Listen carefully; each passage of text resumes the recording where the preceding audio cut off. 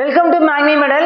நாம இன்னைக்கு பார்க்க போற தமிழ்நாடு கவர்மெண்ட் ஸ்கீம் என்ன அப்படின்னா பசுமை வீடு திட்டம் தான். இந்த பசுமை வீடு திட்டத்தை எப்படி சொல்லுவாங்க, முழுமையா சொல்லணும் அப்படின்னா முதலமைச்சரின் சூரிய சக்தி பசுமை வீடு திட்டம் அப்படின்னு தான் சொல்லுவாங்க. ஸோ இந்த திட்டத்தை வந்து அப்ரிவேஷன் இங்கிலீஷ்ல எப்படி சொல்லுவாங்கன்னா CMSPGHS சொல்லுவாங்க. இதை எக்ஸ்பேண்ட் பண்ணீங்க அப்படின்னா chief minister solar power green house scheme அப்படின்னு சொல்லலாம். சரியா? ஸோ இந்த திட்டம் எப்ப தொடங்கினாங்க அப்படின்னா 2011 2012 தான் தொடங்கியிருப்பாங்க. இந்த திட்டத்தோட நோக்கம் என்ன அப்படின்னா கிராமப்புறங்கள்ல வறுமை கோட்டுக்கு கீழே இருக்க ஏழைகளுக்கு இலவசமா வீடுகளை கட்டி கொடுக்கணும் அப்படின்ற நோக்கத்துல தான் இந்த திட்டம் தொடங்கப்பட்டது. சோ இந்த திட்டத்துல என்ன பண்றாங்க அப்படின்னா கிராமப்புறங்கள்ல வறுமை கோட்டுக்கு கீழே இருக்கிறவங்களுக்கு இலவசமா வீடு கட்டி கொடுக்குறாங்க. அந்த வீடுகள் வந்து அந்த வீடு மட்டும் தான் கவர்மெண்ட் வந்து ஃப்ரீயா கட்டி கொடுப்பாங்க. ஆனா அந்த வீட்டுக்கான நிலத்தை வந்து யாருக்கு வீடு வேணுமோ அவங்க தான் கொடுக்கணும். சரியா? சோ உங்களுக்கு ஒரு பட்டா நிலம் இருந்துச்சுன்னா அந்த நிலத்துல வந்து கவர்மெண்டே வீடு கட்டி தரும். அப்படிதான் இந்த கவர்மெண்ட் இந்த ஸ்கீம் வந்து செயல்பட்டு இருக்கு.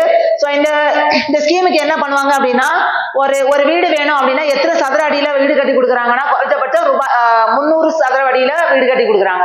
சோ அதுக்கு எவ்வளவு கவர்மெண்ட் வந்து செலவு பண்றாங்க அப்படின்னா ரூபாய் 1.80 லட்சம். ஓகே, அதாவது 1,80,000 ரூபாய் வந்து கவர்மெண்ட் செலவு பண்ணுவாங்க.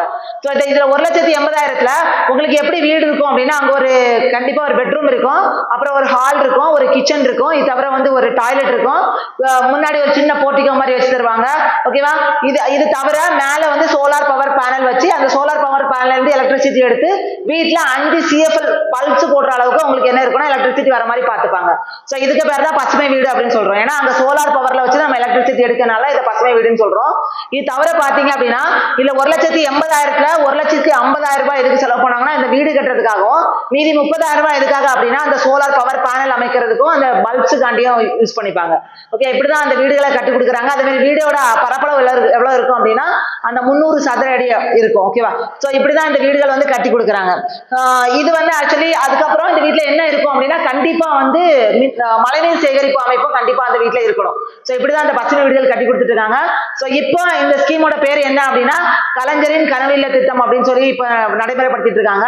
சோ இந்த ஸ்கீமோட இப்ப புதுசா அந்த கலைஞர் கனவு இல்ல திட்டத்துல இந்த 1,80,000 இதோட அதிகமா காசு கொடுக்குறாங்க. சோ அந்த திட்டத்தை அடுத்த ஒரு ஸ்கீம்ல பார்க்கலாம். சரியா? இது போன்ற தகவலுக்கு நம்ம சேனலை சப்ஸ்கிரைப் பண்ணுங்க. தேங்க்யூ.